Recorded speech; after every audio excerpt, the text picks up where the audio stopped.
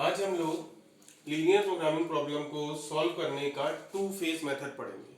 ठीक है, two phase method क्या होता है? टू फेज मेथड हमारा लीनियर प्रोग्रामिंग को सॉल्व करता है इन टू स्टेजेस, यानी कि दो स्टेजेस या दो फेजेस में हम टू फेज मेथड की हेल्प से अपनी लीनियर प्रोग्रामिंग को सॉल्व करते हैं। और ये मेथड हमारा एप्लीकेबल कब होता है? ये तभी एप्लीकेबल होता है जब हमारे दिए हुए कंस्ट्रेंट में एटलीस्ट एक कंडीशन या तो ग्रेटर देन इक्वल टू की हो या फिर इक्वल टू की हो, जैसा कि बिग एम में होता था। ठीक है, तो यहाँ पर हम एक एग्जांपल लेते हैं, इसके थ्रू समझेंगे कि किस तरीके से हम टू फेज मेथड से अपने क्वेश्चन को सॉल्व करते हैं। हमने यहाँ पर क्वेश्चन लिया है max z is equal to 5x1 plus 3x2। Condition दी हुई है 2x1 plus x2 less than equal to 1, x1 plus 4x2 greater than equal to 6 and x1 x2 greater than equal to 0। सबसे पहले आप क्या करोगे, इस क्वेश्चन में आप फेज फर्स्ट में दो फेजेस में होता है जैसा कि ये क्वेश्चन, तो सबसे पहले हम फेज फर्स्ट में क्वेश्चन को कैसे सॉल्व करते हैं वो आपको बता रहे हैं। फेज फर्स्ट में सबसे पहले हम क्या करेंगे, अपने दी हुई एलपीपी को स्टैंडर्ड फॉर्म में कन्वर्ट करते हैं। पर यहाँ पर स्टैंडर्ड फॉर्म में कन्वर्ट करने का तरीका दूसरा होता है। यहाँ पर आप क्या करते हो, जो भी हमारे पास ऑब्जेक्टिव फंक्शन होता है पहले तो मैक्स में होना चाहिए, वो मैक्स में ही है हमारा। ठीक, फंक्शन में जितने वेरिएबल्स होते हैं आप उन सारे के सारे वेरिएबल्स के कोफिशिएंट कर देते हो 0। ठीक है, जैसे बाकी आपने मेथड पढ़े थे सिंपलेक्स मेथड, बिग एम, उसमें एज इट इज आते थे। यहां पर आप पहले सारे वेरिएबल्स के कोफिशिएंट 0 कर देते हो, फिर आप इन कंस्ट्रेंट को इक्वल टू में कन्वर्ट करते हो। कंस्ट्रेंट्स को हम इक्वल टू में कैसे कन्वर्ट करते हैं, जैसे पहला कंस्ट्रेंट है हमारा 2x1 plus x2 greater than less than equal to 1, तो लेस देन इक्वल टू की कंडीशन को हम इक्वल टू में बदलने के लिए यहाँ पर एक सिलेक्ट वेरिएबल ऐड करते हैं और ये हमारा बन जाता है इक्वल टू। अगेन जो सेकंड कंडीशन है हमारे पास वो है हमारी x1 plus 4x2 greater than equal to 6। Greater than वाली इक्वेशन में हम क्या करते थे, एक हमारे पास सरप्लस वेरिएबल आता था और एक हमारे पास आता है आर्टिफिशियल वेरिएबल, और फिर ये हमारा किस में कन्वर्ट हो जाता है, इक्वल टू में कन्वर्ट हो जाता है। अब हमारे पास टोटल क्वेश्चन में कितने वेरिएबल्स हो गए, x1 x2 s1 s2 a1 all greater than equal to 0। ठीक, तो ये हमारे फर्स्ट फेज में स्टैंडर्ड फॉर्म में हमने अपने क्वेश्चन को कन्वर्ट करा। अब यहाँ पर आप ऑब्जेक्टिव फंक्शन में क्या करते थे, जो भी हम सिलेक्ट या सरप्लस वेरिएबल ऐड करते हैं वो तो विद आते हैं 0 कोफिशिएंट्स, पर जो आर्टिफिशियल वेरिएबल होता है वो आता है विद -1 कोफिशिएंट, यानी कि आप लिखोगे माइनस का a1। ये हमारे टू फेज मेथड में एलपीपी को स्टैंडर्ड फॉर्म में कन्वर्ट करने का तरीका है। अब आप इस प्रॉब्लम को यूजुअली हमारा जो सिंप्लेक्स मेथड होता है उसकी हेल्प से सॉल्व करोगे सिंप्लेक्स टेबल बनाकर। तो सिंप्लेक्स टेबल में हम क्या करते हैं, सिंप्लेक्स टेबल में सबसे पहला जो हमारा कॉलम होता है वो क्या होता है, सीबी, फिर होता है बीवी, फिर एक्सबी। उसके बाद क्वेश्चन में जितने वेरिएबल्स होते हैं वो सब आप लिख देते हो, यानी x1 x2 s1 s2 and a1, और लास्ट में क्या होता है, मिनिमम रेशियो। ठीक, यहां पर हमारा होता है CJ। सबसे पहले हम क्या करते हैं, CJ में सारे वेरिएबल्स के कोफिशिएंट्स लिखते हैं जो कि ऑब्जेक्टिव फंक्शन में होंगे हमारे पास। तो ऑब्जेक्टिव फंक्शन में अगर आप देखोगे तो सारे वेरिएबल्स के कोफिशिएंट है 0 0 0 0, x1 का भी 0, x2 का भी 0, s1 का 0, s2 का 0, और आर्टिफिशियल वेरिएबल का कोफिशिएंट क्या है, -1। ठीक, फिर आप बेसिक वेरिएबल्स में वो वेरिएबल्स लिखते हैं जो वेरिएबल्स हमने ऐड किए होते हैं अपनी मर्जी से। नेगेटिव वाला वेरिएबल इसमें नहीं आता, सिर्फ जो प्लस किए हमने s1 और a1 वो वेरिएबल्स हमारे यहां पर आ जाते हैं। ठीक, सीबी में आप इन वेरिएबल्स के कोफिशिएंट लिखते हैं, तो यहां पर देखिए s1 का कोफिशिएंट है 0 और a1 का कोफिशिएंट कितना है, -1, तो वो कोफिशिएंट्स लिख दिए आपने। xb में आता है हमारा राइट हैंड साइड के कांस्टेंट्स, यानी कि 1 और 6। xb के नीचे यहां पर हम कैलकुलेट करते हैं डेल्टा j। ठीक, अब इस पोर्शन में आप हमारी जो इक्वेशन बनी हुई है इनके कोफिशिएंट लिखते हैं। x1 का कोफिशिएंट कितना है, पहली इक्वेशन में 2, यहाँ 2 लिख दिया। x2 का कोफिशिएंट है 1, s1 का कोफिशिएंट है 1, और बाकी वेरिएबल्स नहीं है इसलिए उनके कोफिशिएंट हो गए 0। सेकंड इक्वेशन की बात करें तो x1 का कोफिशिएंट है 1, x2 का कोफिशिएंट है 4, s1 नहीं है इसलिए उसका कोफिशिएंट हो गया 0, s2 का कोफिशिएंट है 1 और a1 का कोफिशिएंट है 1। s2 का कोफिशिएंट है -1 और a1 का है 1। अब हमें क्या करना होता है, सबसे पहले हम डेल्टा जे कैलकुलेट करते हैं, जिससे हम एक कॉलम को सिलेक्ट करते हैं, यानी कि इनकमिंग वेक्टर निकालते हैं। डेल्टा जे को कैलकुलेट करने का तरीका होता है, जिस वेरिएबल का डेल्टा जे चाहिए उसके कोफिशिएंट्स को सीबी से मल्टीप्लाई करो, जो भी रिजल्ट आए उसको ऊपर सीजे की वैल्यू में से माइनस कर दो। तो 0 × 2 0 और -1 × 1 -1, टोटल क्या आएगा, -1। -1 को जब आप 0 में से सब्ट्रैक्ट करोगे तो क्या मिलेगा, +1। नेक्स्ट वेरिएबल के कोफिशिएंट्स को CV से मल्टीप्लाई करो, 1 × 0 0, 4 × -1 -4, टोटल हो गया -4। -4 को 0 में से सब्ट्रैक्ट करेंगे तो क्या मिलेगा, +4। फिर ये नेक्स्ट वेरिएबल के लिए 1 × 0 0, 0 × -1 0, टोटल हो गया 0। 0 को आप ऊपर नीचे 0 में से घटाएंगे तो क्या मिलेगा, 0। ये हो गया हमारा 0 × 0 0, और ये -1 × -1 +1, टोटल हो गया +1। +1 को 0 में से सब्ट्रैक्ट करोगे तो क्या मिलेगा, -1। अगेन यहाँ पर 0 × 0 0 और 1 × -1 -1, -1 को -1 में से सब्ट्रैक्ट करेंगे तो क्या मिलेगा, 0 मिलेगा। अब डेल्टा जे में से हमें क्या करना होता है, ये हमारा नेट इवैल्यूएशन होता है, इसमें से हमें जो भी वैल्यू मोस्ट पॉजिटिव होती है यानी सबसे बड़ी पॉजिटिव वैल्यू उसको सिलेक्ट करते हैं। तो वो वैल्यू कौन सी है सब में से, 4।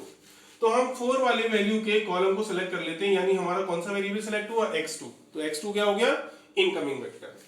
अब इसकी हेल्प से आपको मिनिमम रेशियो निकालना होता है। मिनिमम रेशियो का तरीका क्या होता है, xb को डिवाइड करते हैं जो भी कॉलम सेलेक्ट होता है उससे, यानी 1/1 इज 1 एंड 6/4 इज 1.5।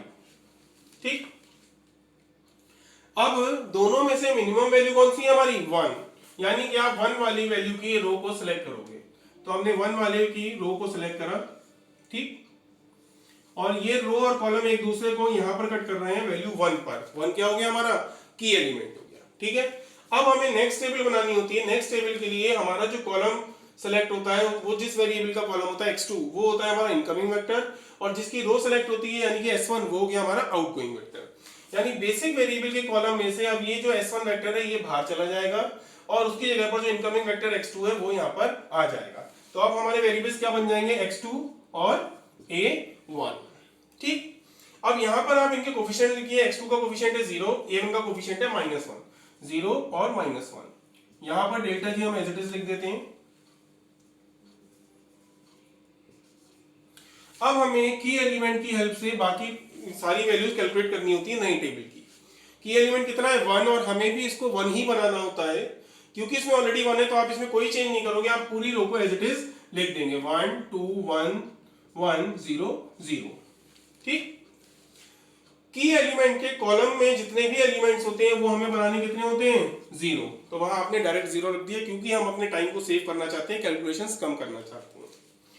अब हम चेक करते हैं कैलकुलेशन कम करने के लिए कि सिलेक्टेड रो और सिलेक्टेड कॉलम में कहीं 0 तो नहीं है। तो यहां आप देखोगे सिलेक्टेड रो में 2 जगह 0 है। जब रो में 0 होता है तो आप उनके कॉलम्स एज इट इज लिख देते हैं क्योंकि उनकी वैल्यूज में कोई भी चेंज नहीं आएगा कैलकुलेशन करने के बाद। तो ये हमने सारी वैल्यूज दोनों कॉलम्स की सेम एज इट इज लिख दी।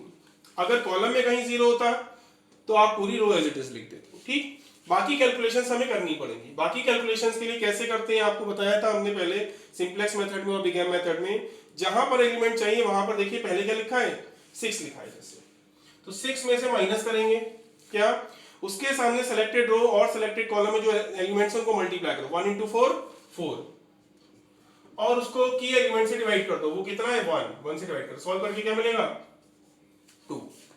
यहां पर एलिमेंट चाहिए, यहां पर पहले क्या लिखा है 1 माइनस, उसके सामने सिलेक्टेड रो और सिलेक्टेड कॉलम में जो दोनों एलिमेंट्स हैं उनको मल्टीप्लाई करो 2 × 4 और उसको की एलिमेंट से डिवाइड कर दो। की एलिमेंट कितना है 1। तो जब आप इसको सॉल्व करोगे तो क्या मिलेगा 1 - 8 यानी कि -7।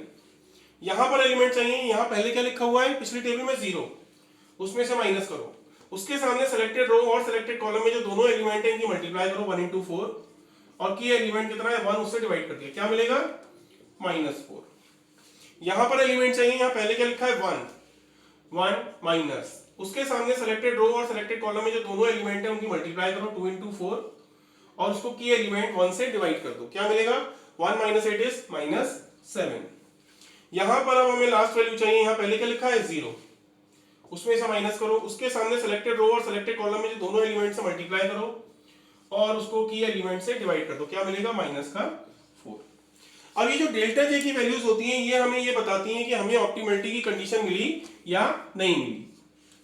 डेल्टा जे की कंडीशन ये होती है कि सारे के सारे डेल्टा जे या तो 0 होने चाहिए या फिर नेगेटिव होने चाहिए।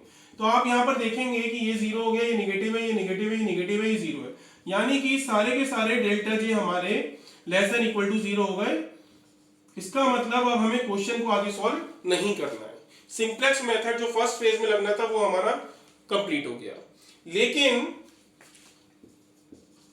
यहां पर जो हमारे बेसिक वेरिएबल्स में जो वेरिएबल्स हैं उनमें अगर आर्टिफिशियल वेरिएबल नहीं होता है तभी आप अगले फेज यानी फेज 2 पे जाते हो, पर यहां पर आर्टिफिशियल वेरिएबल है।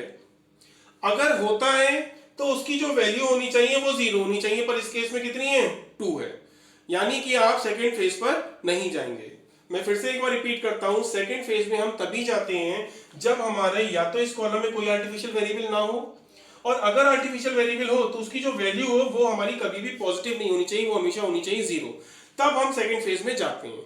बट यहां पर आर्टिफिशियल वेरिएबल है और उसकी वैल्यू पॉजिटिव है, इसका मतलब हम सेकेंड फेज में नहीं जाएंगे। तो आप लिखेंगे बट जो हमारा आर्टिफिशियल वेरिएबल है, artificial variable A1 has positive value, ठीक। Therefore